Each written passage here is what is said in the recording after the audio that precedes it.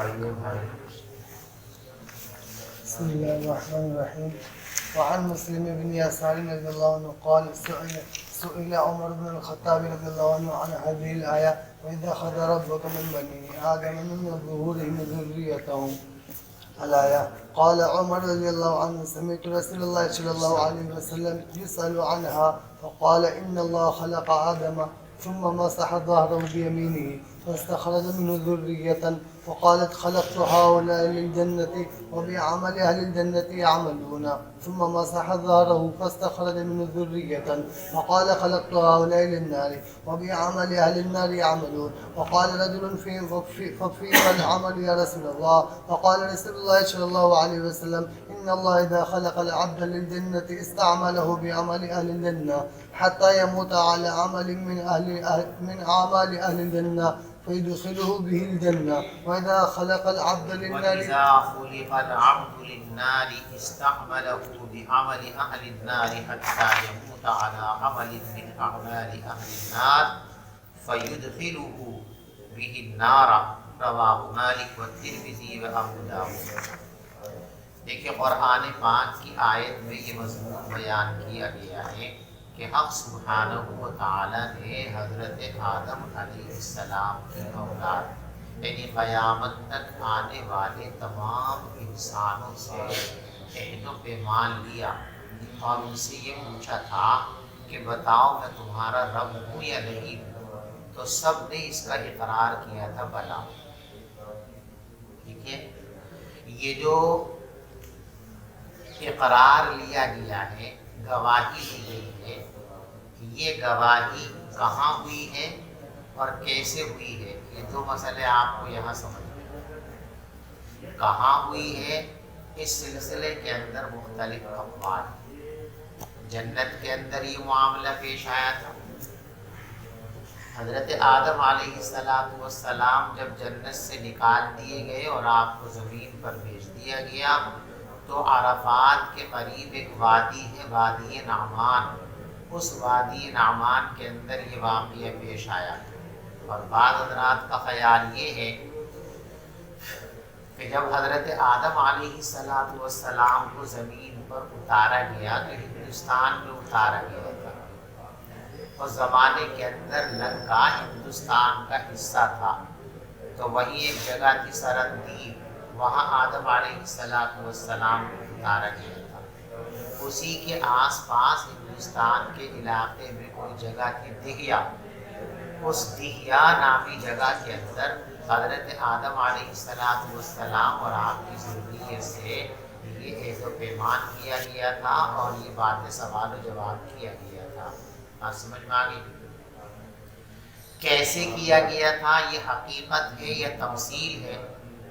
علماء اور محدثین کی ایک جماعت کا خیال یہ ہے کہ یہ تمثیل ہے، یعنی باقاعدہ نکالا گیا تھا، جمع کیا گیا تھا، پھر اللہ نے ان سے باتیں کی تھی اور پھر انہوں نے جواب میں بلا کہا تھا. ایسا کچھ نہیں ہوا، بلکہ یہاں گواہ بنانے اور انسانیت کے اقرار کرنے کا مطلب وہ صلاحیتیں اور استعداد ہیں جو معرفت خداوندی کے لیے، دین حق کو پہچاننے کے لیے فطرتاً ہر انسان کے اندر ودیعت رکھی ہوئی ہے.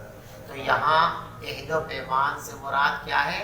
ان صلاحیتوں کا جو پیچھے روایت نا کلو مولود یولد علی الفطرہ، کہ ہر بچے کو فطرت پر پیدا کیا جاتا ہے، یعنی اس کے اندر یہ صلاحیت اور استعداد رکھ کے اس کو دنیا میں بھیجا جاتا ہے کہ اگر غلط ماحول سے اس کا واسطہ نہ پڑے تو وہ سیدھے دین اسلام کو اختیار کر لے گا. وہی یہاں بھی ہے، عہد و پیمان لیا اور لوگوں نے اقرار کیا. یہ تمثیل ہے، یعنی اللہ تبارک و تعالیٰ نے رب کی ربوبیت کو پہچاننے کے لیے، اس کی الوہیت کو پہچاننے کے لیے انسان کو مکمل صلاحیتیں عطا فرمائی ہیں. اگر ان صلاحیتوں میں خلل نہ ڈالا جائے تو ان صلاحیتوں کی بنیاد پر بغیر کسی کتاب کو پڑھے ہوئے، بغیر کسی نبی کی تعلیم کے انسان اللہ کو اور توحید کو پا سکتا ہے. سمجھ ماری؟ یہ بعض لوگوں کا خیال ہے.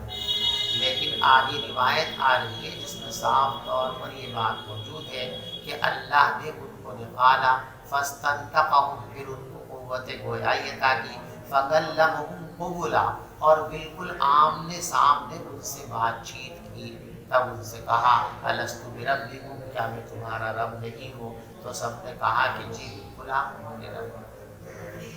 اس لیے بعض لوگوں کی رائے یہ ہے کہ یہ مجاز نہیں بلکہ حقیقت ہے، ذریت آدم کو نکالا گیا ہے، ان کو سامنے رکھا کھڑا کیا گیا ہے، چھوٹی چھوٹی چیونٹیوں کی شکل میں تمام انسانوں کو نکالا گیا اور اللہ کے سامنے ان کو رکھا گیا، اور پھر ان سے یہ سوال و جواب حقیقتاً ہوئے ہیں۔ یہ بعض لوگوں کی رائے، سمجھ مانی بات؟ تو اس سلسلے کے اندر دو رائے ہیں، یہ تفصیل اور مجاز ہے، دوسری رائے یہ حقیقت میں ایسا ہوا ہے۔ اگر یہ حقیقت میں ایسا ہوا ہے تو پھر نکالنے کی شکل کیا تھی؟ بعض حضرات تو فرماتے ہیں کہ حضرت آدم علیہ السلام کی کمر میں نقب لگایا گیا اور صلب تک نشتر لگا کر کھول کر وہاں سے پوری ذریت کو نکالا گیا، کیونکہ سب صلب کے اندر ہے نا۔ اور بعض حضرات کا خیال یہ ہے کہ سر کے اندر جو بالوں کے مسامات ہیں یہاں سے نکالا گیا، اور بعض لوگوں کا خیال یہ ہے کہ بدن کے اندر چھوٹے چھوٹے چھوٹے چھوٹے سوراخ ہیں جو غیر مرئی ہیں، جن کو مسامات کہتے ہیں، جن سے پسینہ نکلتا ہے، وہی جو چھوٹے چھوٹے مسامات ہیں انسان کے بدن کے اندر، انہی مسامات سے نکالا گیا تھا ذریت کو، اور پھر ان سے سوال و جواب کیا گیا تھا۔ بات سمجھ میں آ گئی؟ یہ تو آیت کے متعلق اور اس واقعے کے متعلق کتاب القدر کے اندر اس روایت کو لایا جا رہا، اس لیے کہ یہاں یہ بتایا گیا ہے کہ تقدیر میں اور ازل میں جو طے ہو گیا کس کو جنت میں جانا ہے اور کس کو جہنم میں جانا ہے، ایسا ہی ہوگا۔ جس کو ازل میں جنتی طے کر دیا گیا وہ جنت میں جائے گا، جس کو ازل میں جہنمی طے کر دیا گیا، اللہ ہم سب کی حفاظت فرمائے، وہ جہنم میں جائے گا۔ ازل میں جو طے ہو چکا ہے اس میں کوئی تغیر اور تبدیلی نہیں ہو سکتی۔ حضرت عمر بن خطاب رضی اللہ تعالیٰ عنہ سے اس آیت کریمہ کے بارے میں پوچھا گیا، وَإِذْ أَخَذَ رَبُّكَ مِن بَنِي آدَمَ مِن ظُهُورِهِمْ ذُرِّيَّتَهُمْ، اس وقت کو یاد کرو جب تمہارے رب نے بنی آدم کو نکالا ان کے پشتوں سے۔ اور پھر حضرت عمر نے فرمایا، جب پوچھا جی حضرت اس آیت کی کا مطلب کیا ہے، یہ کہا گیا کہ اس وقت کو یاد کرو جب اللہ نے آدم کی پشت سے آدم کی ذریت کو نکالا اور پھر ان سے عہد کیا، تو اس آیت شریفہ کی تفسیر کیا ہے؟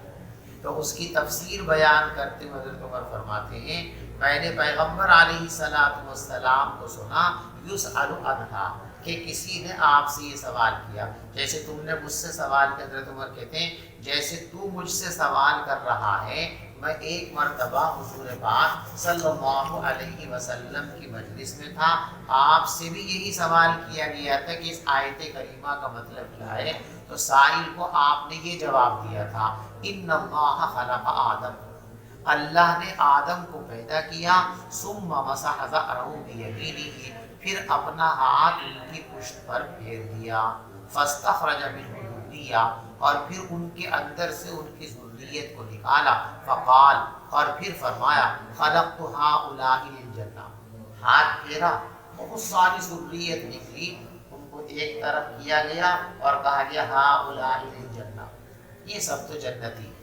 اللہ ہم سب کو ان میں شامل کرے۔ اس کے بعد پھر کچھ کو نکالا گیا اور پھر کہا گیا کہ ہؤلاء للنار، یہ جہنم میں جانے کے لیے ہے۔ فرمایا خلقت ہؤلاء للجنہ، ان کو میں نے جنت کے لیے پیدا کیا، وہ بھی عمل اہل الجنہ، اور جنتی لوگوں کے اعمال کرنے کے لیے پیدا کیا۔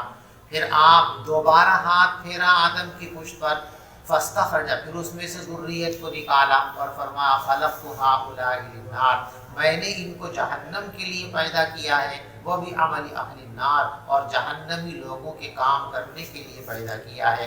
فقال رجل ففیما العمل یا رسول اللہ۔ اب ایک شخص نے کہا حضرت جب طے ہو چکا کہ یہ جنت میں جائیں گے یہ جہنم میں جائیں گے، تو پھر جنت پانے کے لیے کسی محنت کی، عمل کی اور قد و کاوش کی کیا ضرورت ہے؟ اگر جنت والوں میں نام لکھا ہوا ہے تو نیک اعمال کریں یا نہ کریں، جنت میں تو جانا ہی جانا ہے، پھر عمل کی مشقت کیوں برداشت کریں؟ تو ایک شخص نے کہا ففیم العمل، پھر حضرت عمل کا کیا فائدہ؟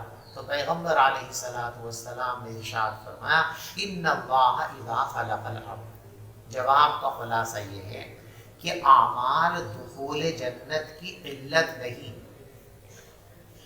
البتہ اعمال علامت کون العبد اہل الجنہ، جنتی یا جہنمی ہونے کی علامت ہے، کیونکہ اکثر و بیشتر جس کو جنت میں جانا ہے دنیا میں اس سے جنت کے کام کرائے جاتے ہیں، جس کو جہنم میں بھیجنا ہے اس کو دنیا میں جہنم کے کاموں میں لگا دیا جاتا ہے۔ تو اعمال گرچہ علت نہیں لیکن علامت تو ہے، لہذا علامت بھی تو ہونی چاہیے، علامت کی بڑی اہمیت ہے، اس لیے اعمال کو بیکار نہیں سمجھنا چاہیے بلکہ اعمال میں پوری محنت اور کوشش کرنی چاہیے۔ تو ایک شخص نے کہا کہ حضور اعمال کیا کس درجے میں ہے؟ تو آپ نے فرمایا اللہ جب کسی بندے کو جنت کے لیے پیدا فرماتے ہیں استعملہ بعمل اہل الجنہ، تو اس کو جنتی لوگوں کے کاموں میں لگا دیتے ہیں یہاں تک کہ وہ اہل جنت کے اعمال پر بھر جاتا ہے۔ اور خواتین جب جنتی عمل پر بھرا تو کہاں جائے گا؟ جنت میں جائے گا۔ فَيُدْخِلُهُ بِهِ الْجَنَّةَ، بس اس عمل صالح کی بنیاد پر اس کو جنت میں داخل کر دیتے ہیں۔ وَإِذَا خَلَقَ الْعَبْدَ لِلنَّارِ، اور جب اللہ کسی بندے کو جہنم کے لیے پیدا کرتے ہیں استعملہ بعمل اہل النار، تو اس کو جہنمی لوگوں کے کاموں میں لگا دیتے ہیں، اللہ ہم سب کی حفاظت فرمائے، حتیٰ يَمُوتَ عَلَىٰ عَمَلٍ مِّنْ أَعْمَالِ أَهْلِ النَّارِ، یہاں تک کہ وہ جہنمی لوگوں کے اعمال پر بھر جاتا ہے۔ فَيُدْخِلُوا بِهِ النَّارِ، بس اسی کو ظاہری سبب بنا کر اللہ اس کو جہنم کے اندر داخل فرما دیتے ہیں۔ رواہ مالک والترمذی وابو داؤد۔ عن عبد الله بن عمرو رضي الله عنه قال خرج رسول الله صلى الله عليه وسلم وفي يديه كتابان فقال أتدرون ما هذان الكتابان؟ قلنا لا يا رسول الله إلا أن تخبرنا۔ اس روایت کے اندر بھی وہی مضمون ہے تقدیر کے سلسلے میں جو پچھلی روایت میں، یعنی اللہ ازل میں یہ طے فرما چکے ہیں کون جنتی ہے اور کون جہنمی ہے، وہی مضمون اس روایت کے اندر بھی آ رہا ہے۔ اس مضمون کو شروع کیا اس طریقے سے کہ پیغمبر علیہ السلام گھر سے باہر نکلے، گھر سے نکل کر مسجد میں تشریف لائے۔ وفی یدیہ کتابان، اور حضرت کے دونوں ہاتھوں میں دو رجسٹر تھے۔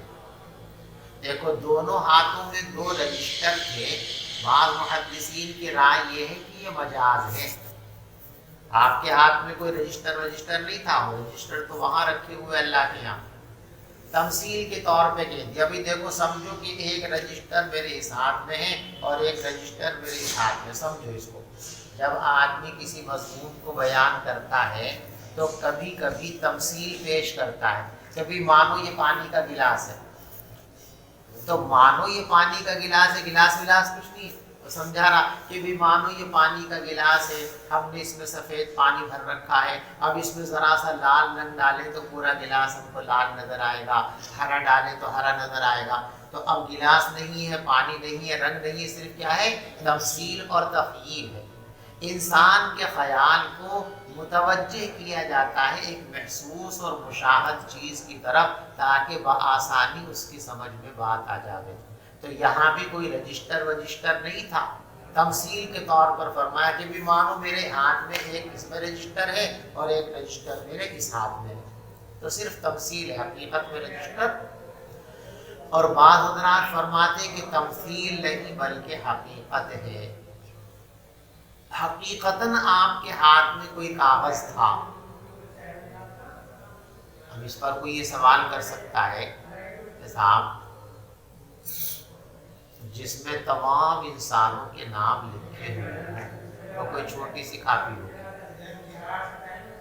وہ تو اتنا بڑا رجسٹر ہوگا، اتنا بڑا رجسٹر کو بھی نہیں آنے کا، آ جائے گا؟ تو جو اتنا بڑا رجسٹر ہو ٹرک کو بھی نہیں آ سکتا، ٹرینوں میں لا دینا اس کو مشکل ہو جائے گا، وہ حضور کے ہاتھ میں کیسے ہوگی؟ اس کا جواب یاد رکھیے، یہ بات معجزات کے قبیل سے ہے، اور معجزات کہتے ہی ان چیزوں کو جو خلاف عادت ہو، لہٰذا کوئی اشکال کی بات نہیں۔ بہرحال یہ بھی ہے کہ ہاتھ میں کوئی چیز تھی، کاغذ اور کوئی رجسٹر جیسی چیز، کاپی جیسی چیز، اور یہ بھی ہے کہ کچھ نہیں تھا، یہ صرف تخیل اور تمثیل ہے لوگوں کے ذہن کو متوجہ کرنے کے لیے۔ پیغمبر علیہ السلام باہر تشریف لائے اور آپ کے دونوں ہاتھوں میں 2 رجسٹر، 2 کتاب تھی۔ فقال اتدرون ما هاتان الکتابان، آپ نے فرمایا جانتے ہو یہ 2 رجسٹر کیسے ہیں، یعنی ان 2 رجسٹروں میں کیا لکھا ہوا ہے تم کو پتا ہے؟ قلنا لا یا رسول اللہ، ہم نے کہا نہیں حضور ہم کو معلوم نہیں ہے۔ الا ان تخبرنا، ہمیں نہیں معلوم، ہاں آپ بتا دیں گے تو معلوم ہو جائے گا، ہمیں آپ کے بتائے بغیر کچھ بھی معلوم نہیں ہے، جو بتاتے ہیں وہی معلوم ہوگا، تو ان رجسٹروں میں کیا لکھا ہمیں نہیں معلوم، ہاں آپ بتا دیں گے تو الا ان تخبرنا، مگر یہ کہ آپ ہم کو بتا دیں۔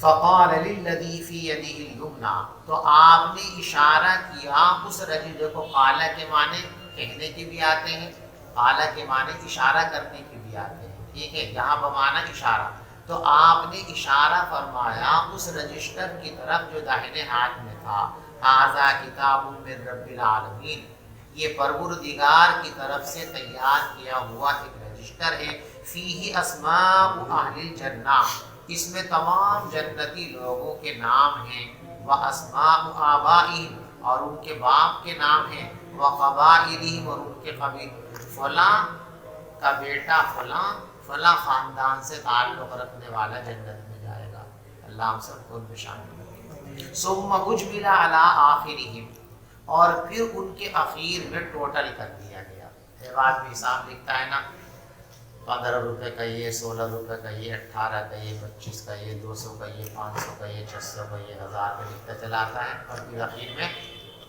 ٹوٹل ملا کے ہو گئے 7528 ہو گئے۔ اب یہ ٹوٹل جو لگ گیا اس میں نہ کمی کر سکتا کوئی، نہ اضافہ کر سکتا۔ ثم اجملا، پھر اخیر میں اس کا ٹوٹل کر دیا گیا ہے، فلا یزاد فیہ ولا ینقص، جب تک حساب کی تفصیل کے اخیر میں لائن مار کر کے ٹوٹل نہیں لکھا گیا تو اضافہ کر سکتے ہیں، گھٹا بھی سکتے ہیں، اور جب مارک کر کے اس میں جو ہے ٹوٹل لکھ دیا، اب نہ کوئی گھٹا سکتے ہیں نہ بڑھا سکتے ہیں، ٹوٹل سے پکڑا جائے گا۔ کوئی ٹوٹل آیا ہے مثال کے طور پہ 1000، آپ نے اس میں سے 100 گھٹا دیے تو 999 رہ جائیں گے، 100 بڑھا دیے تو 1100 ہو جائیں گے، تو پکڑا جائے گا نا۔ تو ٹوٹل کرنے کے بعد اضافے اور کمی کی گنجائش باقی نہیں رہتی، سمجھے بھائی؟ پھر اس کے اخیر میں ٹوٹل کر دیا جاتا ہے، نہ اس میں زیادتی ہو سکتی ہے نہ اس میں سے کسی چیز کی کمی ہو سکتی ہے کبھی بھی۔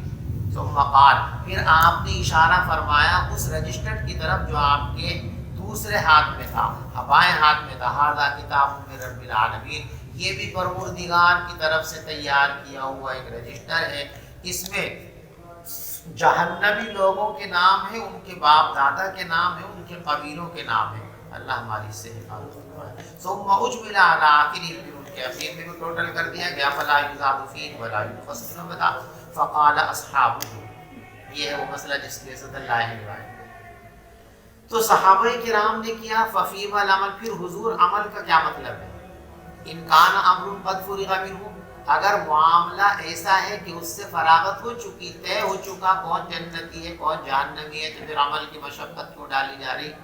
فقال سددوا وقاربوا، سیدھے سیدھے چلو، دیکھو سددوا وقاربوا یہ 2 لفظ ہیں، بعض محدثین کا خیال تو یہ ہے کہ دونوں کا مطلب ایک ہی ہے اور تاکید کے واسطے دونوں لفظوں کو لایا گیا ہے، یعنی خوب کوشش کرو کہ سیدھی راہ پر چلو، بس ادھر ادھر کی بس سوچو سوال کرو، جو سیدھا راستہ اس پر جمے رہو۔ اور بعض حضرات کا خیال یہ ہے کہ سیدھے چلو، بالکل سیدھے، جس کو استقامت کہتے ہیں، لیکن استقامت بڑی ٹیڑھی کھیر ہے، بہت مشکل کام ہے، ہر کس ناقص سے نہیں ہوتا۔ تو فرمایا 100% اگر استقامت اختیار نہیں کر سکتے ہو تو قریب قریب تو رہو اس کے، یعنی زیادہ سے زیادہ 100% ہو جائے سبحان اللہ، نہیں ہو سکتی 100% تو اپنی طرف سے پوری انتھک کوششیں کر دو کہ اپنی طرف سے کوئی کوتاہی سیدھے راستے پر چلنے میں نہ ہو۔ اور تیسرا ایک احتمال اور بیان کیا محدثین نے، قاربو، قریب کرو، یعنی تم خود بھی سیدھے راستے پر چلو اور دوسروں کو بھی سیدھے راستے پر چلانے کی کوشش کرو۔ وتواصوا بالحق وتواصوا، یعنی خود بھی عمل کرو اور دوسروں کو بھی اس کی دعوت دو۔ تم خود بھی سیدھی راہ پر چلو اور پوری زندگی دوسروں کو بھی سیدھی راہ پر لانے کی کوشش کرو۔ گویا عمل اور دعوت دونوں کو اس کے اندر جمع کر دیا گیا ہے۔ فَإِنَّ صَاحِبَ الْجَنَّةِ يُخْتَمُ لَهُ بِعَمَلِ أَهْلِ الْجَنَّةِ، اس لیے کہ جو جنت والا ہے اس کا خاتمہ کیا جاتا ہے جنتی لوگوں کے عمل پر، اگرچہ وہ پوری زندگی کچھ بھی عمل کرتا رہا ہو۔ وَإِنَّ صَاحِبَ النَّارِ، اور جہنمی شخص کا خاتمہ کیا جاتا ہے جہنمی عمل پر، اللہ ہماری حفاظت فرما۔ وَإِنْ عَمِلَ أَيَّ عَمَلٍ، چاہے زندگی میں اس نے کیسے بھی اعمال کیے ہوں۔ ثُمَّ قَالَ، پھر پیغمبر علیہ السلام نے دونوں ہاتھوں کی طرف اشارہ کیا، فَنَبَذَهُمَا، رُکو رکھ دیا، یعنی جیسے یہ ہے نا دو چیزیں لے رکھی تھی تو پھر آپ نے یوں رکھ دیا، یعنی کچھ نہیں تھا تو اشارہ کر دیا کہ جیسے کسی چیز کو رکھنے کے لیے اشارہ کرتے ہیں، اور حقیقت میں کوئی چیز تھی تو ان کو نیچے رکھ دیا، اپنے ہاتھوں کو خالی کر لیا۔ پھر آپ نے ہاتھوں سے اشارہ کیا اور ان دونوں کو رکھ دیا، یعنی دونوں چیزیں ہاتھ میں تھی رکھ دی ان کو۔ ثم قال، پھر فرمایا فَرَغَ رَبُّكُم مِّنَ الْعِبَادِ، تمہارا پروردگار بندوں کے بارے میں فیصلہ کر کے فارغ ہو چکا ہے، اور کیا فیصلہ ہے وہ؟ فریق فی الجنت و فریق فی السعیر، ایک طبقہ جنت میں ہے اور ایک طبقہ جہنم میں جائے گا۔ اللہ جہنم سے ہماری حفاظت فرمائے۔ رواہ مسلم۔